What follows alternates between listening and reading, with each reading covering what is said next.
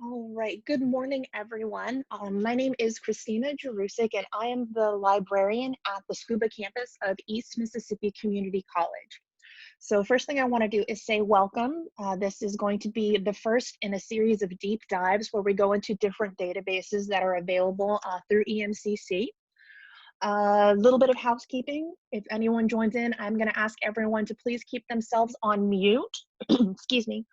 And if you have any questions, please put them in the chat box. I do want to also remind everyone that this is being recorded and it will be available on YouTube within 24 hours after this is done. Okay, so the first thing I want to show you guys before I really get into the deep dive of Academic Search Premier is first how to get to our databases. So the first thing you'll do is go to the EMCC main college library, or excuse me, main college website, and go over to student services, and we're a little bit more than halfway down the column. So you'll click on library, and it's going to open to the library's webpage. Now you can do a lot on this webpage. However, today we're focusing on databases. So to get to our databases, you're going to go to the A to Z online resources link here. You click on that and it's going to take you to a giant list of all of the databases that you can access as a student, faculty, staff member of East Mississippi Community College. As you can see, there are a lot of them, and I do want to emphasize that you have access to these both on campus and off campus. So whether you're in a computer lab on a campus or whether you're sitting in your house, in your living room looking at these, you will have access to it. You'll just need an internet connection. All right, so here are the databases, and they're kind of split up into two different groups. You have open databases, which you're going to notice they have this open padlock. And what that means is you just click on them, they'll open up, you're good to go. You can play around in the database. Then you'll notice we have closed databases, which are the ones that have a closed padlock. Now, those mean you need to put in a username and password to access the database. Don't panic. It is going to be the same username and password that you use when you log into your Canvas or your Leo account. All right, so are there any questions at this point before I really get into Academic Search Premier? All right, so this is going to be a deep dive on Academic Search Premier. I'm going to hopefully keep this around 20 minutes. I want to go over some generic things that you can do in the Academic Search Premier database, and then move into some more specific things that you can do and kind of end up with what you can do if you create an account in Academic Search Premier. Now, Academic Search Premier I did not pick this database for the first deep dive just because it's at the top of the page. It's actually one of 3 databases that we at the library really recommend new to college students look at when they begin their research or when they begin their projects. So the other 2 are going to be the EBSCO Discovery Service and Prep Step 2-Year College Edition. Both of these I will be covering in another deep dive at a later date. Okay, so now I'm ready to really get into Academic Search Premier. Now, a little information about this database. It is a multidisciplinary database that provides full text access to more than 4,600 journal articles and 3,900 peer-reviewed journal articles. Now, peer-reviewed is really important because it kind of gives the article a little extra weight. How that process works is you write an article and then you send it to a specific subject journal. For instance, I've written an article and I've sent it to a nursing journal. So they'll take that article, they'll put it in front of a panel of expert nurses or experts in the field, and they'll go over it and evaluate it for quality of research. And if it meets their standards, they'll publish it. If it does not meet their standards, then it gets sent back to the author for a rewrite and possible resubmission. So there's a little extra involved when it comes to a peer-reviewed article. Okay, so here we go. All right, as I mentioned, one of the first things, since Academic Search Premier is a locked database, you're gonna need to put in your username and password. And again, this is your same login information as if you're logging into Canvas or Leo. All right, I can't talk and type at the same time. Here we go. So here is the start page when you get into Academic Search Premier. One more thing I want to go over briefly before diving more into the database is search strings. So when you do a search in a database, the terms and the words that you use are going to have a really big impact when it comes to the search results you're going to get back. So I really briefly want to go over Boolean search terms. So Boolean search terms, there's only 3 of them. They are the words and, or, not. So those 3, they can be very impactful and help a lot when you search a database. And these terms will also work on any internet search engine like Google, Yahoo, Bing. So knowing this little search strategy can really help you either narrow down your focus or expand your topic out if needed. So since I'm a bit of a visual learner, I found this little image on the internet, and I wanted to show you how these 3 terms work, excuse me. So if you put "and" in your search string, so say we're doing climate change and global warming, you will only get returns of items that contain both of those words. So you're only going to get stuff back that contain global warming and climate change. Now, if you use the term "or," you're going, like, for instance, climate change or global warming, you are going to get articles that have just climate change in them, just global warming in them, and articles that have both of those terms in them. So that's one of the terms that will really expand your search out if you find that you're a little too narrow. The last one I want to talk about is the term "not." So if we're doing climate change, not global warming, you're going to get information that just has climate change in it. You won't get anything that has global warming or anything that overlaps that has the 2 terms in it. Another really cool thing is that you can actually compound these. So you could do climate change and global warming, not precipitation. So that means you would look for articles that have climate change and global warming in them together, and exclude anything that has precipitation as part of the article. All right, so that's really quick cover of Boolean search terms. Does anyone have any questions at this point? All right, so finally, sorry it took so long, but we are now really going to go into Academic Search Premier. So we're going to start with a basic search. I'm going to just kind of keep up that, climate change and global warming. Let's go ahead and show you what. So not, all right, I can't spell, so here we go. So let's see what kind of returns we're going to get with that search string. Okay, so we have 31,000 articles that have that search string in it. Don't panic, there are ways to narrow this down further. You will go to the left side of your screen and you're going to go look at the limit to section. So this is a fairly large section that you can go in and limit things along.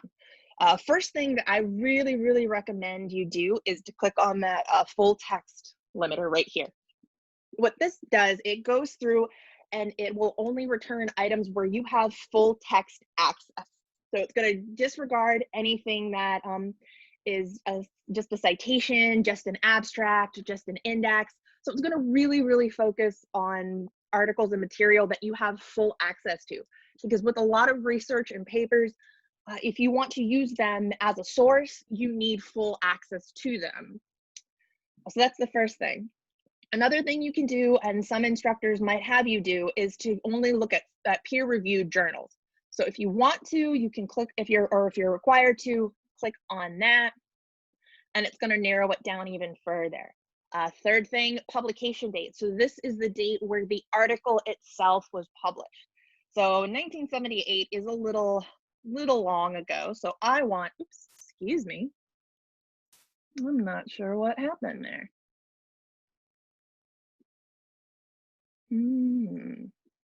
There we go. Sorry about that, guys. So you'll come over here and you are gonna drag this over until you get to 2010. All right, there we go. Now it's updating. Okay, and somehow I lost my scholarly and peer reviewed button. So here we go. You can also come down here and look at the subject terms here. So these are subjects that are associated with the search terms that you've put in at the top. So if you don't see anything here that you want to narrow it down with, you can click the Show More button, and you can go in and see, okay, what are some of the things? Okay. I want to talk about global warming and climate change in developing countries. I think that would be a really nice paper. So you can click on that to update it, and you've taken it down. So remember, we started with over 30,000, and just by coming over here and playing around with the limiters, we've really managed to narrow it down and to focus in on what we want to talk about. So that's kind of how to do a basic search within Academic Search Premier. Now I want to go over some of the features that you have access to within Academic Search Premier that you do not need an account to use.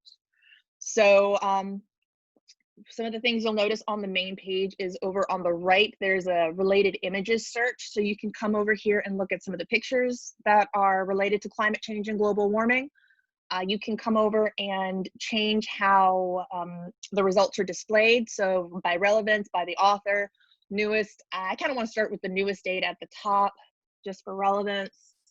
And you'll notice that this thing was published in September of 2019. You can also come over here and play around with the page options. So this will change the format and the layout of the page. So you can do 20 results, 30, 40, you can change the column layout. Last thing is the share button. So this one is a bit of a combination of general resources that you can use without an account and some specific resources that you're gonna need an account to use. So if you really like all 10 of these articles, you can just put all 10 of them in your folder. So first, if you'll look up here, folder empty. You click on that, and you'll notice your folder now has something in it. So that's one thing, that's a couple of things here that you can do that are specific to Academic Search Premier, but still kind of generalized where you don't need an account for. So next thing, I want to click on one of these accounts and just show you what you have access to when you click on your article. So here has a lot more of the information that you need, that you can use when it comes to writing your paper. There's the abstract, author, subject terms. On the left side, you're going to notice your full text access. You can either look at it as a PDF or as an HTML, whatever one you want to do. On the right side of the screen, you're going to notice that you can save it to your Google Drive. You can remove it from that folder. You can also add it to your folder from here. I've just already put it in there. You can print it from here. You can email it to yourself. If you do decide to email it directly to yourself, please include citation format, and then pick your citation style, and it will email you the article as well as the citation style that way. You can save it. Has that same kind of setup here. Again, you can go here and pick whatever citation style you need. And if you decide you just want to cite it and go, you can click the citation button and it will create the citations for you. Just go through, find your citation style that you're using, highlight it, right click, save, and go into your paper. Now you can export it to other documents. You can use you can do a permalink. This one is unique because it actually offers a listen button. Some of the articles will have this as an option, some of them will not. So it will actually read the article to you. I'm not going to do that right now because it takes a little while to load, unfortunately. And there's also a translation option. I have not really played around with this too much, so I'm going to be very honest with that. But these are some of the generic tools that you have available to you when you have when you are in Academic Search Premier. All right. So any questions at this point? Okay, so I'm just going to keep moving on. And I want to mention, if you do have any questions, I will be putting up a slide at the end to let you know, or with my contact information so that people can email me in any questions that they have. Okay, so back to specific resources where you will not need an account in EBSCO to use. Last one I want to go over is going to be search history. So say I've done a search and I'm 3 searches in and I'm like, oh wait, I really liked an article from like 2 searches ago. How can I find that article again? Because I've been doing all this work, I've been going through all this stuff. That's what search history is really cool. You can click on that and it will show you your search history. So at least it's supposed to show you your search history. Let's try this again. Here we go. So it'll go through and it'll show you, okay, so this is the search you did. These are the limiters you used. This is how you expanded it. How did you narrow it? Way you searched. And you can go over here and click view results, view details, edit. So, all right, I'm gonna go back down to here, view results on this one, and it'll take me back to that 3 searches ago. You can also go up here into publications. So if you know you need to look at a psychology journal, you can go over here, type in psychology, and it will pull out all of the psychology journals. Hit select, add, and it's going to add it up here, and then you can add in your search term. So child development. Sorry, it took a minute. I have problems talking and typing. Okay, so it looks like that one doesn't really have anything. Oh, and that would be why a journal of psychology, politics, and radicalism. I don't think that would have too much on child development. So I picked the wrong journal, but that's the kind of the excuse me, that's the kind of thing you can do. You can pick your journal, go in there, and use your search term so it's looking within that specific journal. You can also do an image search directly from here. Well, you're supposed to be able to do an image search from here, but it looks like I'm having a little bit of a hiccup. So since I have a lot more to cover, I'm just kind of going to keep moving on. All right. So do we have any questions on kind of the searches that I've done so far? So again, these are all things that I have that you have available to you that you can use without an EBSCO account. Now for some of these, for the next things I'm going to show you, it really is helpful to have an EBSCO account, but I do want to preface this with, you do not have to have one if you do not want one. You know, there are pros and cons for making an account. You got to keep up with another set of email, passwords, username and passwords, all that stuff. But it can be really helpful because it will say, like, if you create an account, whatever you do within Academic Search Premier gets saved to that account. So if you come back 3 days later and log into your account in EBSCO, you still have access to it. Whereas if you don't have an account in EBSCO, if you come back 3 days later, you know, all of your stuff is probably going to be gone. So creating an account is pretty straightforward. You just click that sign in button at the top. And then follow the instructions on the create a new one. So pretty straightforward, doesn't really require a lot. I made mine in probably 5 minutes yesterday, or the day before yesterday. So let's log in.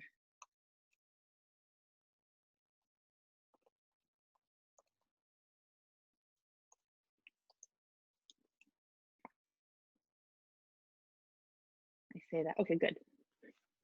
I'm always terrified my passwords are not going to work. Oh, joy.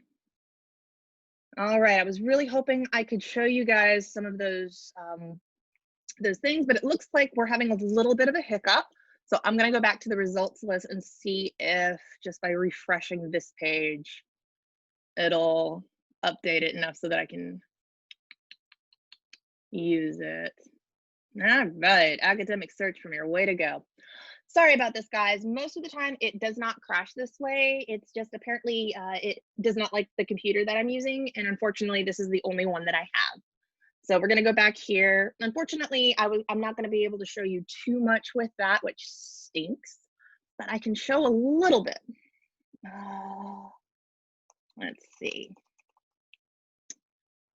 I'm going to do really quick search to show you what I was talking about when I was telling you some of the things that you can do specifically if you have an account. So I showed you kind of the share button earlier where you can put all of your things in a folder, add your search string to a folder, that kind of stuff.